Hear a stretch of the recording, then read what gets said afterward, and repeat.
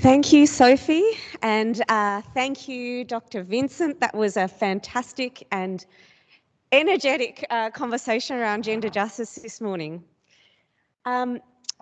Before we start the questions, I'd also like to acknowledge that we're meeting on the lands of the Wurundjeri and Woiwurrung peoples of the Kulin Nation. I'd also like to acknowledge the strength and resilience and leadership of Aboriginal women, and also acknowledge the experiences of Aboriginal victim survivors of family violence. This is the second day of the 16 days of activism. Yesterday was the International Day for the Elimination of Violence Against Women and their children. So I think it's really important that we acknowledge that, and gender equity is inextricably linked with violence against women and family violence.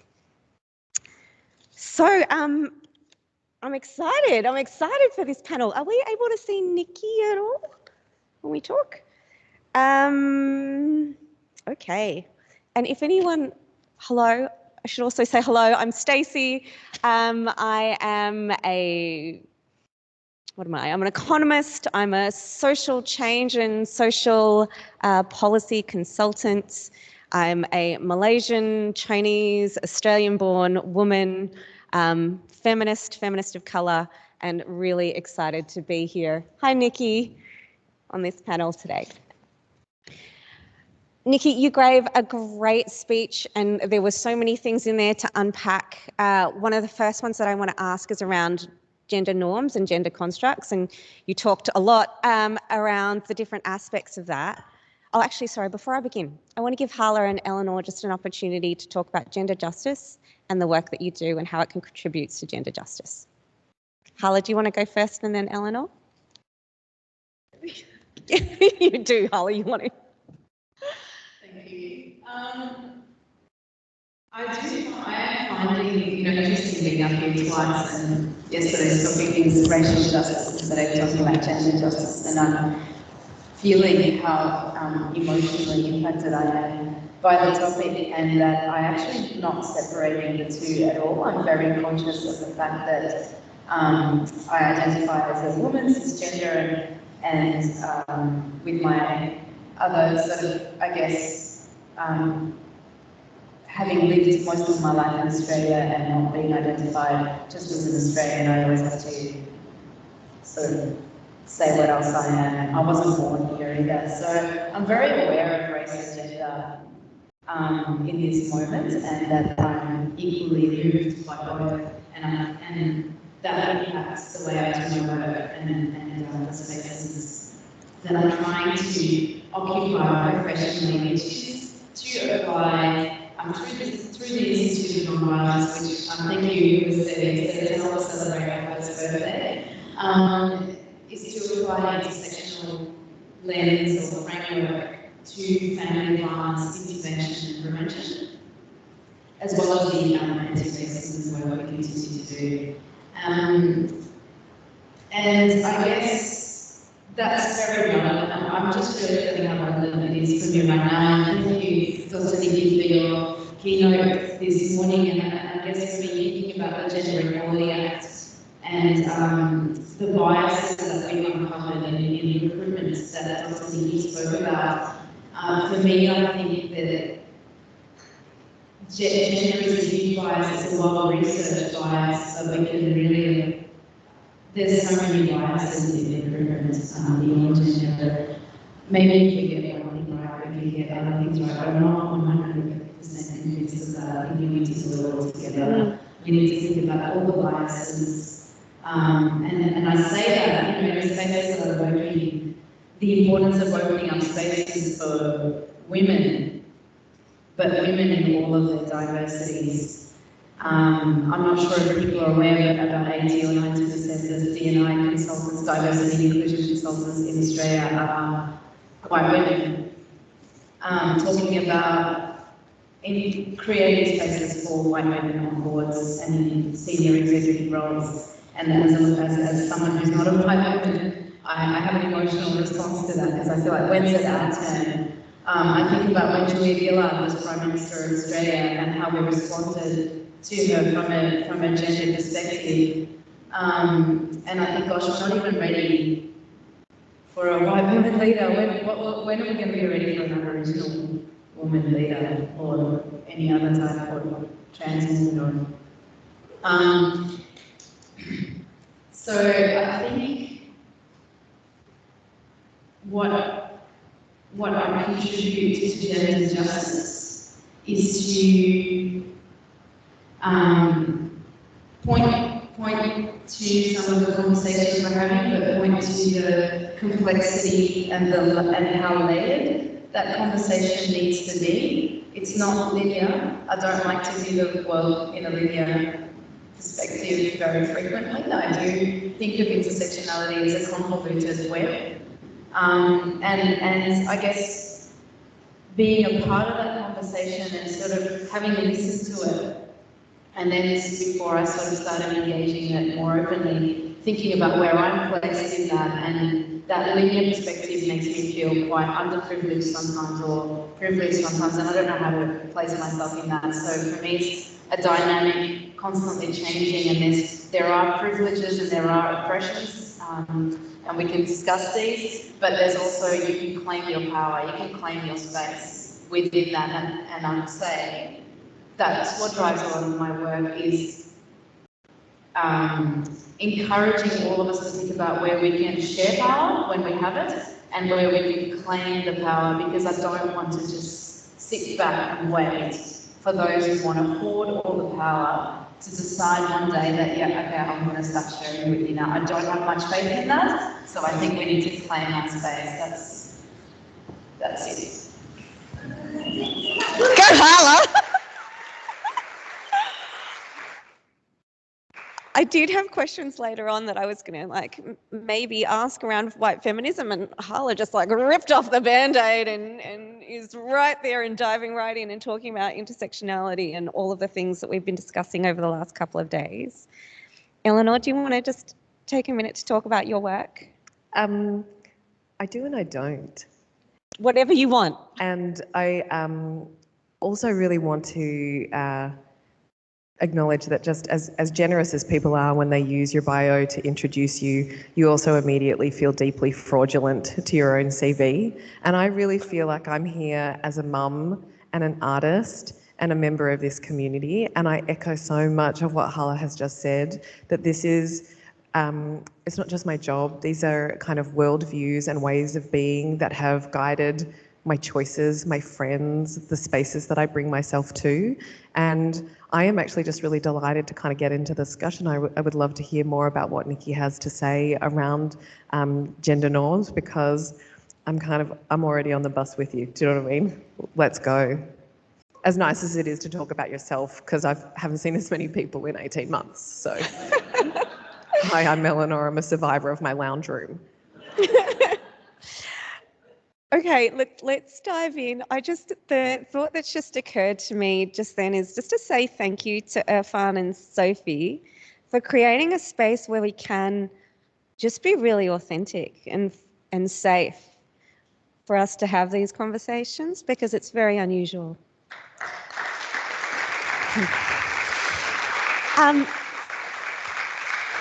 And also how nice it is to be on a panel and not think that I've been the diverse person that the organisers felt like they needed to include. So shout out for that. So let's talk norms and stereotypes. And when we talk about it, let's talk about intersectional norms and stereotypes. And as you say, we're not just women. Women are not a monolith. I'm an Asian woman. I'm an Asian woman born here in Australia. That comes with a whole raft of things that go with it.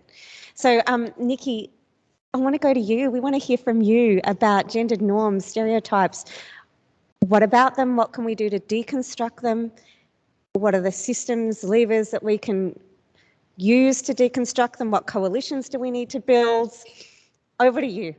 Oh my goodness. Can you hear me? Yes, we can hear you. Fantastic. Thank you. I can see myself on the screen as well, so I now trust that I'm not speaking into the abyss. Thank you very much. Oh, look, that's a huge question. I'll concentrate on a few things. I think one of the...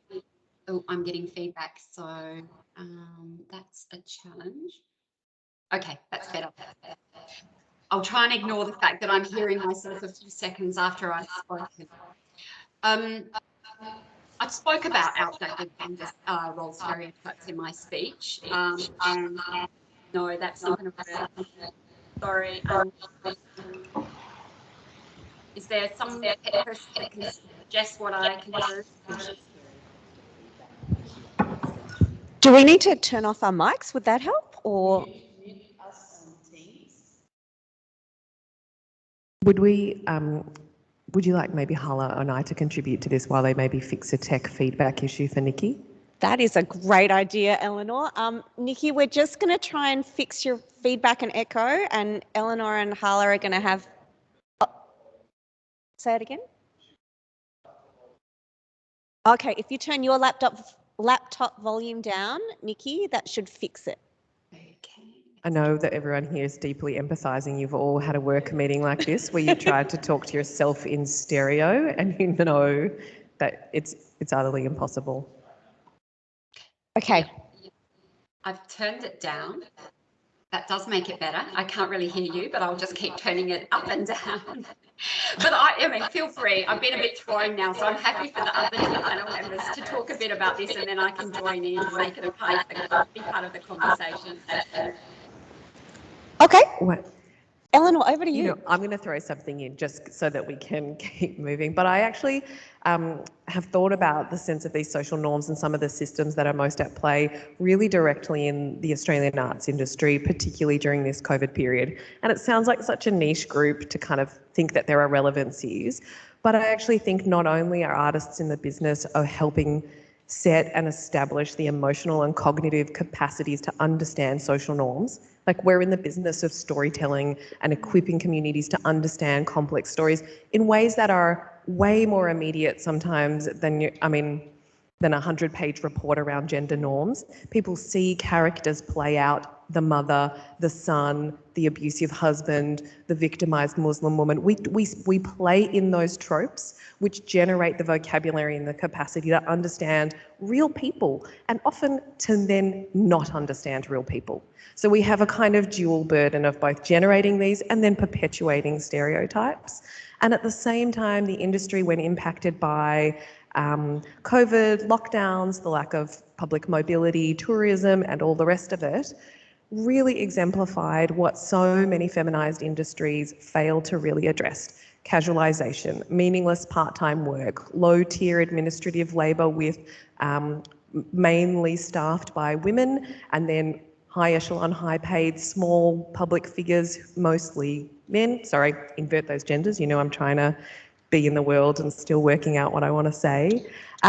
While at the same time, the casualisation, the gig kind of economy, all parts of what we in many ways are proposing as the future flexibility of work, we're also greatly disadvantaging women and precluding them from some of the welfare social safety nets like JobSeeker or JobKeeper.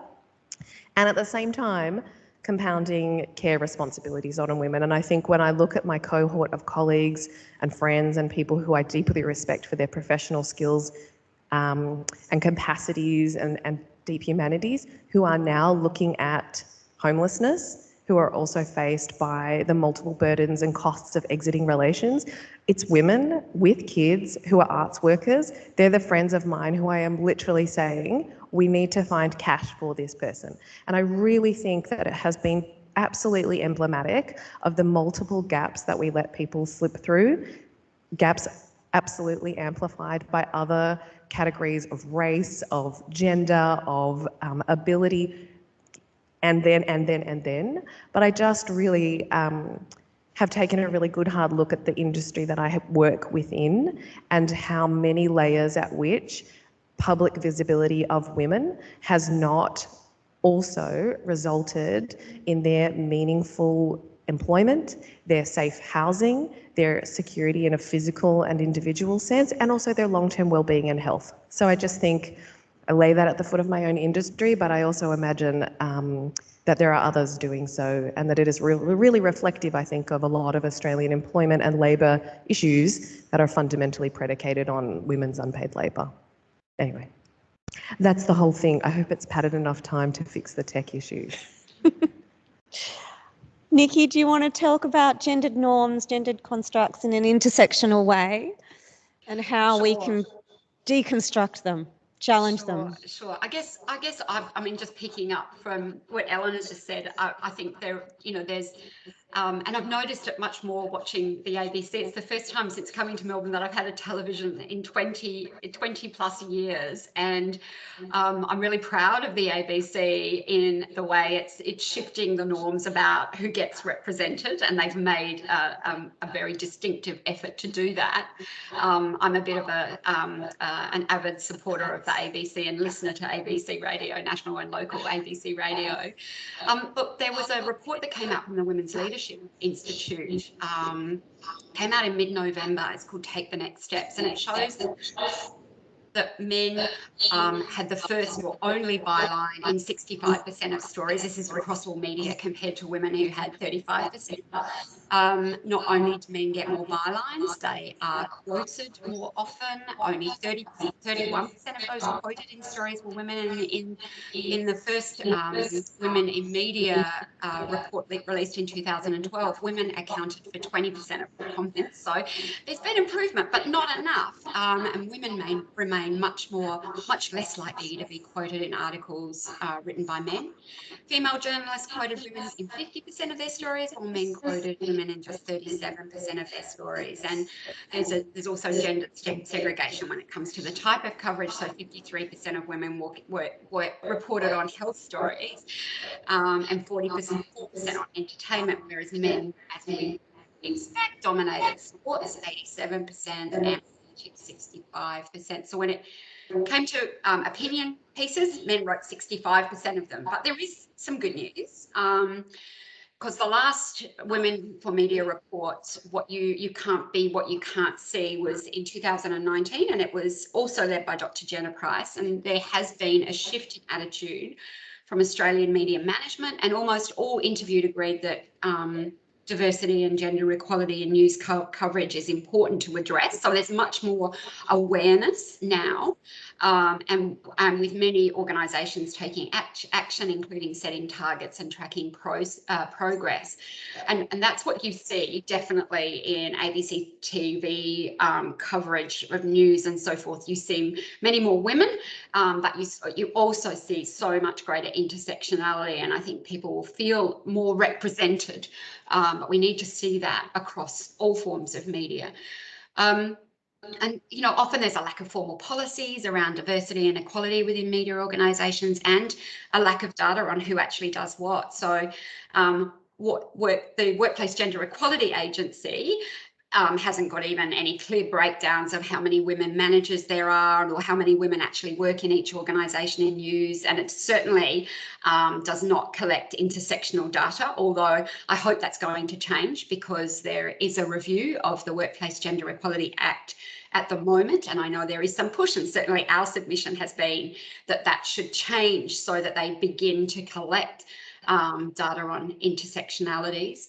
And we know that there's a very clear gender pay gap as well, and women are still underrepresented on the boards of major media organisations, and diverse women particularly. The ABC has 40% women, and it's the only woman chair, so it brings it sort of closer to parity. But there is still an incredible, distinct underrepresentation of culturally diverse women in leadership positions, and a lack of data on the challenges that they face and so forth. So that will change for our area. We will have that data. Not all organisations will be collecting it at the moment. So what I've said is, if you don't have the data already, I want to know how you're going to collect it. That will need to be your strategies in your gender equality action plan. Will need to address how you're going to begin collecting this kind of data in a safe way that protects people's privacy as well. But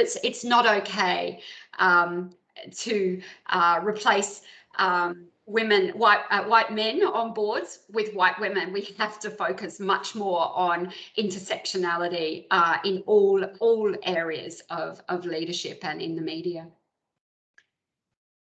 Thank you, Nikki. So we've heard storytelling, we've heard challenging it in our own industries, we've heard data.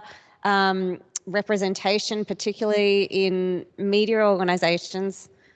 Hala, what have you got around deconstructing gendered norms? Would you like a different? Yes, I would.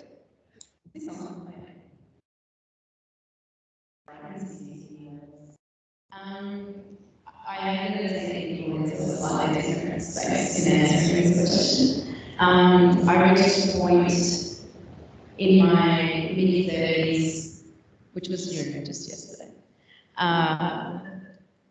where I thought I was okay. I fought. I'm strong. I overcame being called outspoken. I work, and I'm not, sort of confined. I felt like I'd overcome gendered barriers, and that it's not, I felt really empowered as a woman. And then I started facilitating men's behaviour change programs, and I started learning about gender inequality on another level.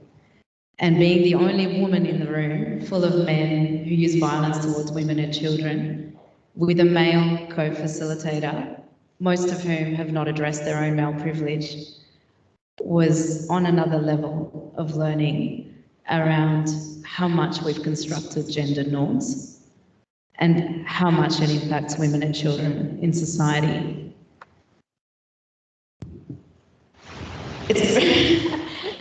How do my wish is not, my wish is for every person who identifies as a man to go and sit through a men's behaviour change program, so that we can start to really unpack these conversations.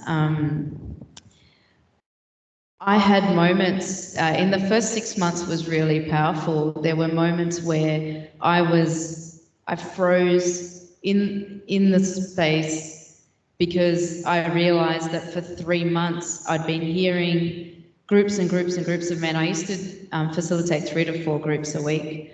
And whenever they wanted to engage in banter with each other, whenever they wanted to stir each other up jokingly in that boy clubby sort of way, they made references to each other in derogatory feminine forms. And I realized, even though I always knew this, and we hear it in the ads, don't cry like a girl, don't throw like a girl, don't do anything like a girl, basically. To hear it every single day repeatedly was like, I just felt it. It was sort of landed on me in one moment, and I absolutely froze, and I stopped, and the men went quiet, and I said to them, what do you think it feels like to grow up in the world where who you are and what you are is the most offensive thing to the other half of the species? I'm just going to stop there. Hala, you're bringing it today. I think there are lots of things that we can go to and ask after that. And I'll leave it to Eleanor and Nikki where they want to take this. But we can talk about engaging men. We can talk about building coalitions. Or we could talk about racism within feminism and how that operates. I think the other thing that is really, when you speak, Hala, that's sitting with me, is that feminism is a really embodied practice. It is in your body that we feel these things. So that's another place that we could go. But Eleanor, Nikki, where would you like to go in terms of engaging men, white feminism, racism within feminism? Yeah. Feminism as embodied in the work and how it feels in your body of doing this work. Yeah, I can talk a little bit about my own, if you like, my own experience with my partner and his transformation. Would that be useful? Yes, that would be great, Nikki. Sorry, I keep having to turn my microphone down so I can't hear you. Sorry, would that be something useful, do you think? Yes, that would be great. We would Right. love to hear Okay. that. So I'm going to be really personal here and talk about my dating experience. When I split from my second husband, I went online and started dating, and I found it quite an interesting and challenging experience. but I took it, I treated it like an experiment. So I dated a lot of men in very senior positions, judges, lawyers, radio announcers, and each one I would talk about feminism, and I would test ideas with them and see how far I could take the discussions and get them involved. And I would have to say that every single one of them shifted in their perception and understanding.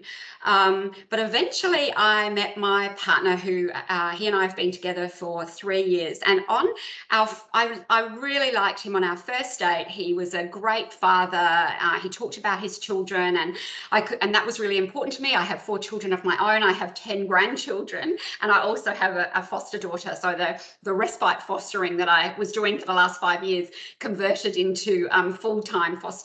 So being a good dad and being around kids was really, and being comfortable around kids and being a good role model for children was really important to me. But then he dropped a bombshell and told me that his former, in his mid-20s to early 30s, that he was the editor of Playboy. And of course, that was pretty shocking to me. And I wondered whether to even pursue the relationship. But I decided, well, there's nothing to lose. I can always jump out of this relationship if I need to. And I started to talk to him about feminism and about objectification of women and so forth. And there was a lot of resistance. There was definitely a lot of defensiveness, but we persisted. And to his credit, he wanted to understand and learn more about it. And we had some blazing rows through the process. And, he still would describe himself as a feminist in training. But, after one particularly difficult conversation where he sort of stormed off, he came back the next morning and said, look, I've been up all night. I've been researching this and I just can't believe I didn't see it before. And now please tell me more. And he began to read and watch and listen to a lot of feminist work, literature, text, etc., films. And he's become a better father to his daughter and to his son. He says now he's ashamed of his past and what he didn't see. He's a product of Knox Grammar, a private boys' school in Sydney. The children were not taught anything about feminism. They were born to rule kids, and most of them went off and did the same sort of thing, banking, lawyering, etc., and made a lot of money. I come from a very, very different background to that. Did not grow up with a silver spoon. But I use his story, and he's given me permission to use his story as an example of how men can change. And I haven't had the same experience as Hala had working with men who use violence, but he certainly had the shutters down. And what I would say is that most people do not get up in the morning saying, I want to be evil today. That is psychopaths maybe do that, but the vast majority of us get out of bed in the morning thinking we're good people, we're the heroes in our own story, and we want to make a difference. We want to be good. And so I do believe that people can change. I feel like there's not enough focus on that, and there's often we often make men sound evil when in fact they are a product of the society and environment in which they've been raised, and we must attack the system and not the people within it. Thank you.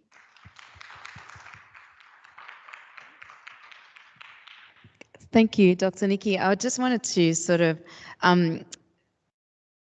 in the position that you hold, and I'm going to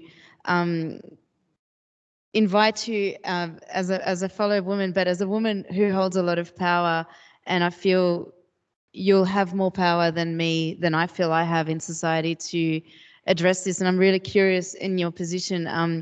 I understand we can sort of start unpacking every person that we know in our social life, but as you were speaking, I was thinking about systems and the men that run those systems, and our current federal government is probably the reason we're regressing so badly on global scales of gender equality, and they're not setting a great example for anybody, particularly Knox Grammar students. I just moved to Sydney this year, so my relationship with Knox Grammar has grown, though I probably didn't want that to happen. But I'm really curious, I guess, the Gender Equality Act, is that going to apply to federal government? Unfortunately, it doesn't apply to federal governments. It doesn't apply to politics, even in Victoria. But I believe that it will begin to create the kind of systemic change, the kind of representation that we need to see in power in the organisations that it does impact. And that is 300 plus organisations, 380,000 people in those organisations, or 11% of the workforce in Victoria. It's not a panacea for everything, but I believe it will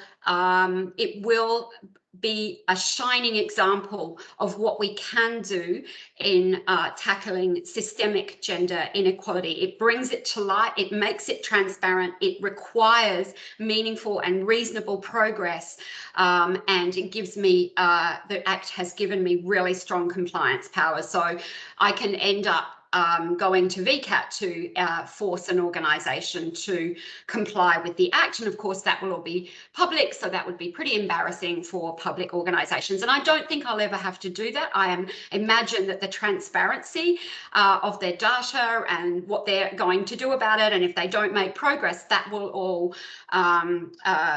shed light on organisations who will be held to account by their own staff, as well as me and the broader society. And I believe that this will begin then to act as an example for other states and also for governments as well. There are many levers. This is one of them, but I do think you're absolutely right, Hala. We must see better representation at all levels of our political leadership. Eleanor? And I really want to apologise, because the position of the speakers here makes it a little bit difficult for us up on stage to hear accurately what Nikki is saying.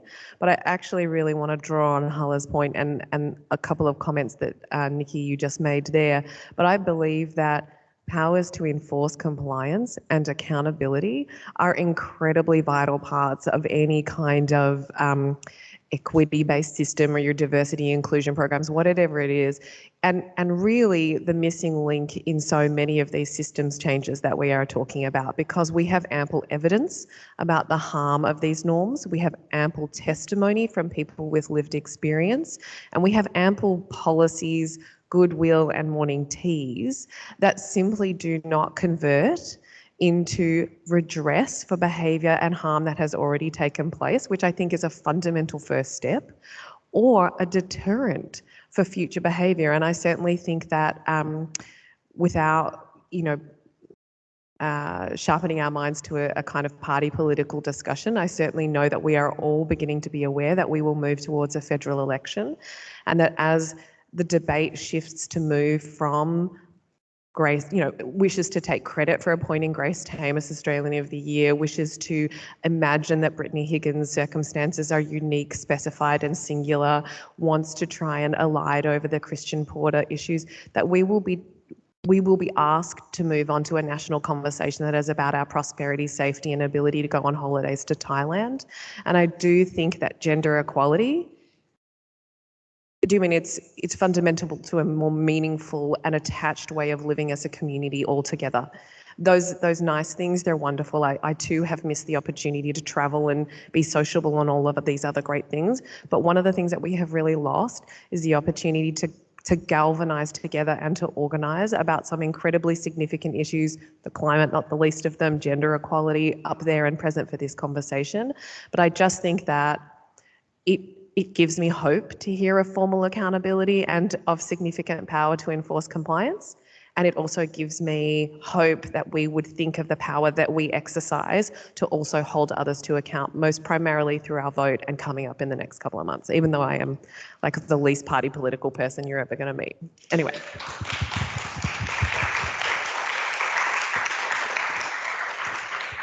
I am. I'm just like, I've been a member of almost every political party and being a ratbag useless person at every one of them, including a shameful stint in the Young Liberals, okay? We've got to own our own internalisation of patriarchy and neoliberal. I thought I could drink them down, but it's another story for another time. I had a mentor whose policy was that sometimes good people need to be in bad rooms. And Absolutely. there's not enough free drinks to be in those rooms. Okay. I want to talk about political action, but one thing that I just want to pick up on is the Gender Equality Act. It does only apply in Victoria to public sector organisations right now. There is the equalities legislation in the UK that asks all companies, all private organisations to do something very similar, which is to disclose and publish information and be transparent around the gender pay gap, around composition, all of those things. So, for example, in the UK where this was introduced, Goldman Sachs finally had to publish for the first time their gender pay gap, and it was something along the lines of 60+%, like it was 60-70%, because they're the only women employed within Goldman Sachs, the main women employed within Goldman Sachs are executive assistants. So it is really important that we bring the private sector into this conversation, that is not just a public sector or community sector organisation conversation. And the private sector is where power, resources, wealth exist, as well as political power, because they do donate to political organisations. It's really important to make the connections between the different sectors and organisations involved in Australian society in constructing and perpetuating gender inequality. So I think we need to talk about that. And let's talk about that in terms of forming coalitions, because I think it's really important. And we're here, we've talked about racial justice, we've talked about climate justice. How do we build different coalitions that make a difference, impactful change, federal election coming up, and there are things that we can unpack about that, and also about more women standing for election too, and more women of colour, dare I say it. So who wants to take that on board? How do we build coalitions for change? I'm happy to start. I promise I won't be too intense. Don't be intense. Do it. Go. One thing I was thinking about, Eleanor, when you first spoke, was about the artists and how the artists were impacted by COVID. Lots of people were impacted in different ways. And I had just launched a business around that time, and some people I knew were trying to attend gigs online and, you know, to sort of continue to contribute financially to artists. For me, I understood that. I thought it was really great, but it made me more depressed about being in a living room looking at a screen. I just wanted to be face to face at a concert or at a live event. So it wasn't really my thing, but I was thinking, what can I do? And so one of the things we did last year is launch our business in collaboration with Luca Lesson, who's an artist and a good friend of Irfan, spoken word artist. And he wrote a poem for us about gendered violence, and put a video clip to it with some music, and he's since written another poem for us. So I'm trying to figure out how, as a business, we can collaborate with artists in different ways and be a bit more creative on how we can support, whether it's women, whether it's people from different cultural and other backgrounds, other kind of social enterprises, so how we can engage each other and grow together. And the other thing I was thinking too, in terms of collaboration, as we started speaking, is how can I get a meeting with Dr. Nikki Vincent so we can have a really good conversation about intersectionality? And I just thought, I automatically feel like I'm not going to get a meeting with you, Dr. Nikki, but I would really love you to reach out to me and help me to feel a bit more empowered as a woman of colour, really doing a lot of work in the space around applying intersectionality to policy, to structures, to systems, so that we're not just looking at individuals that we talk about individuals with intersecting experiences. Everyone, we actually mean certain individuals when we say that, but actually every single human being on this planet has intersecting experiences of oppression and privilege. And what I'm really interested in is looking at structural intersectionality and looking at how are we going to really start to break down those barriers that the systems and structures in our society exist. And the state of Victoria is a great place to start. It is definitely showing itself to be a more progressive state. So I really hope we can have a meeting, Dr. Nikki, and collaborate. Well, I don't think I could possibly refuse, Hala, but not that I would anyway. I like to think of myself as very accessible. So you absolutely can have a meeting. I think it's very important. I'm going to weigh in with something else, and this is my first social outing, so I'm not ready for meetings yet, but I'll get the skinny from Hala afterwards.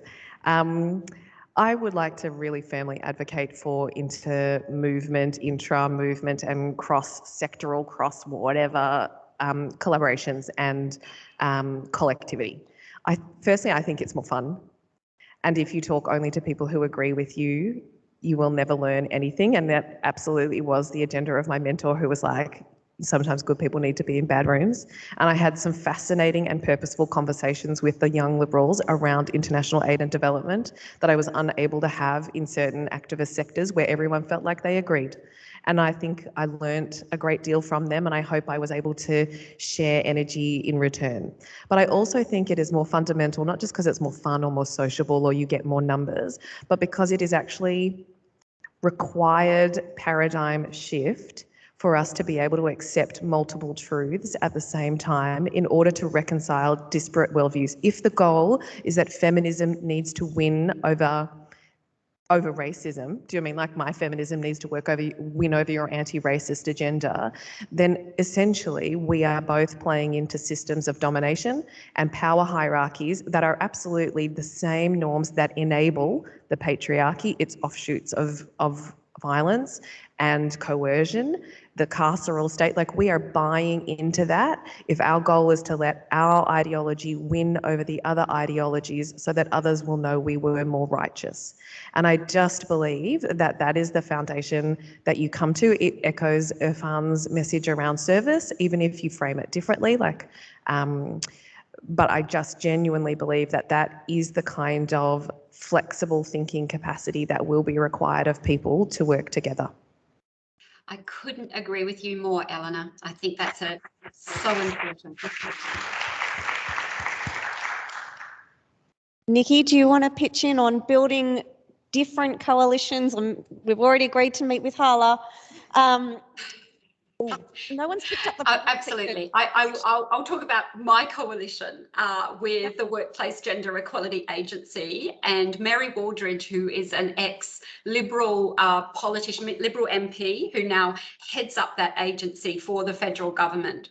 So there is an act that covers the private sector and that requires data from the private sector from any organisations with 100+ employees. And as I said earlier, that act is up for review now. The Workplace Gender Equality Agency has been around since I think about 2012, collecting, the data's been collected for quite a long time, and it's given us really good trend data over time about what is happening in the private sector. What is very different about that act is it doesn't require organisations to do anything about their data. So they must submit their data, very similar data to what the Victorian Act requires. Ours is a little bit more comprehensive. But it's submitted to the WGEA and then they report on it.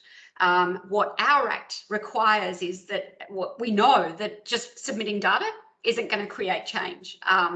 And that data is transparent in both acts, but again, it's not going to create change. And I can't remember whether it's Hala or Eleanor, I think it was Eleanor who talked about the compliance powers and so forth. They're limited in WGEA. They're stronger in our act, and they're stronger because we are dealing with the public sector as well, organisations that, as I said earlier, should be at the forefront of equality given their use of public money.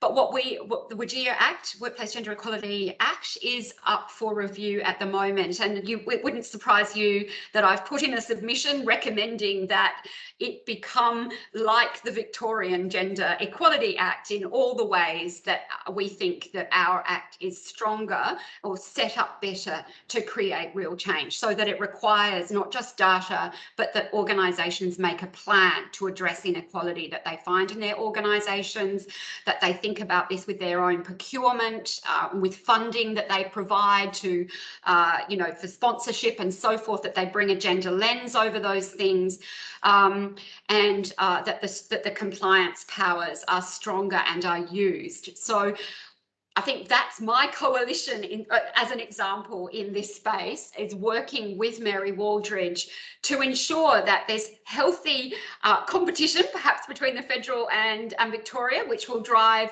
sort of better legislation, that we will, rather than be competitive, we're both working towards gender equality, basically, and trying to find better ways to actually drive that change. And we've been collaborating, and I likewise collaborated with Libby Lyons in her role as the head of WGEA prior to that. But I will say, we often talk about a system being broken, and I would argue that the system is not necessarily broken for people who want it to be the way it is. So any system is reflective of the people with power and influence to have created it, and in that way have a vested interest in maintaining that status quo over the unpredictability of change. And it's always working fine for some, even though it seems dysfunctional to others. And so people who try to change what they see as dysfunction will face resistance from those who benefit from the way things are, or who refuse to see their privilege, as I think Hala mentioned. But the resistance is more about fear of loss, fear of loss of status, power, position, and so forth. And if you're someone who benefits from that, then you won't be motivated to create change where you could lose power as a result. And when we think about it, neither would any of us. None of us would acquiesce if someone said, well, I want you to lose power and just, roll over and let that happen. We don't. We resist loss in our lives. And I think we have to see and understand resistance and the resistance that we're getting as fear of loss. And we can work at it when we understand it's a fear as opposed to evil. And I think that's the approach that we need to take with all of this. And I fully endorse what Eleanor said before about not driving one agenda over another and competing, that, ours has to be better than another. We really do need to find those coalitions and work together. Thank you, Nikki.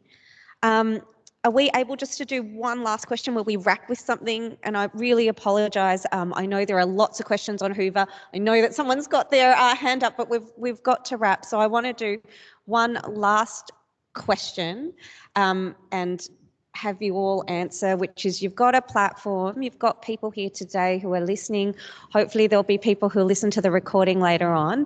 What's one thing that we can do? What's one thing that your piece of wisdom, your piece of advice about what we should all go out and do after this to forward gender justice, recognising that gender justice incorporates all of the other justices and it's not just for women? One thing.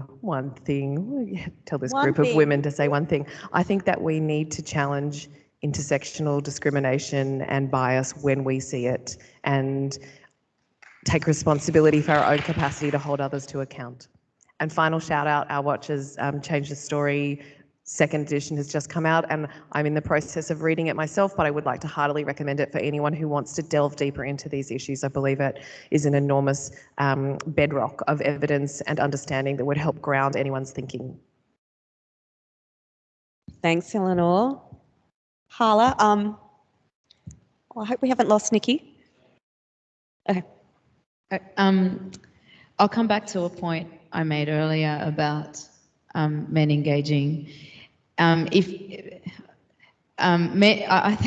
Going to a men's behaviour change group would be really good, because at the moment they're packed with men who are mandated by courts or advised to be there by their lawyers, by strong advice or child protection, and that creates an attitude sort of in the room of being victimised by the system. So if all men voluntarily just went along and had a conversation, if you go along with an open mind, willing to learn a little bit more about unpacking male privilege, but also sharing whatever insights you've already developed for yourself with other men, because the other thing I learned in those spaces is men listen to each other a lot more than they listen to women. So if I open my mouth, I'm just an angry feminist, but if you say the same thing to a fellow man, he'll listen to you a lot more. And please take the time to speak to my colleague Cameron, could you wave, Cameron? Because Cameron does a lot of work in this space as well. And he's worth having a chat to at some point today, in terms of engaging in that space outside even of men's behaviour change. And if enough of you get in touch with the Institute of Nonviolence and say, Hala, can you run some groups for us?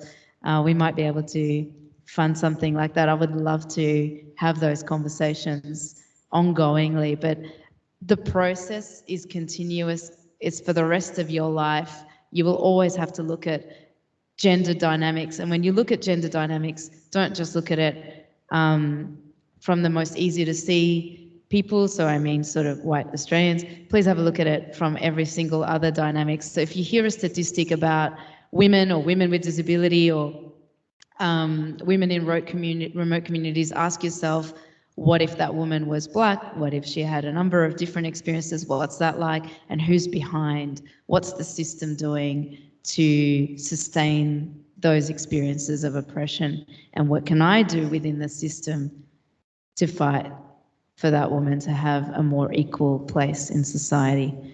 Never stop doing that.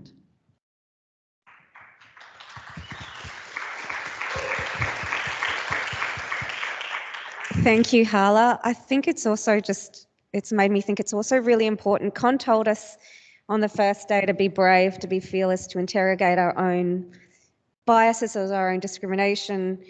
You know, women of colour, women aren't free from bias or discrimination, and to really reflect on our own internal racism and how we perpetuate those things, to reflect on First Nations colonisation. We need to do our own work too, and this is a constant journey.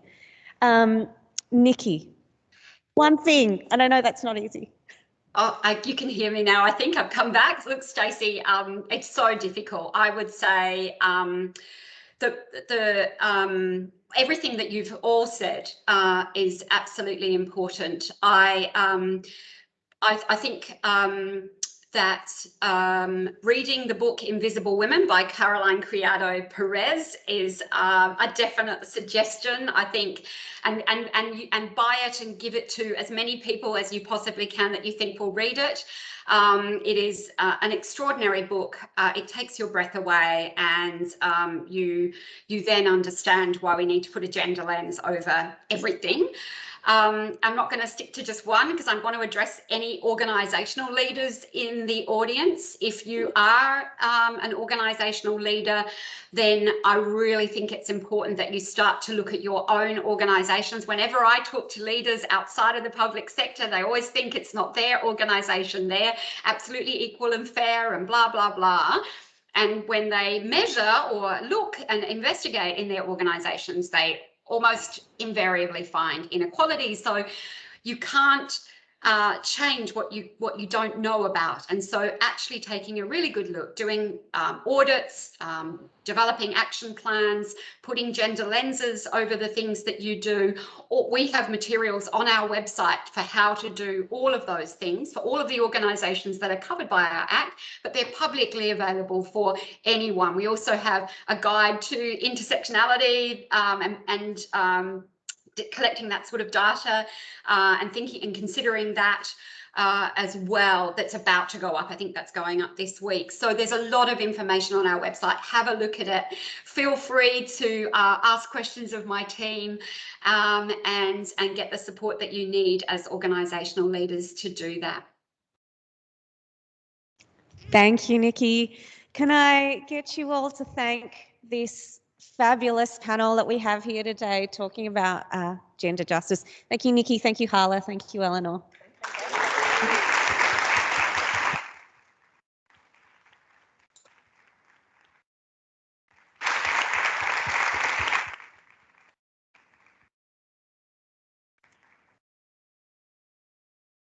Are we heading off to morning tea? Okay, morning tea is available now. Sessions start at 11. Eleanor's running one and so is Hala. And there are a couple of others as well.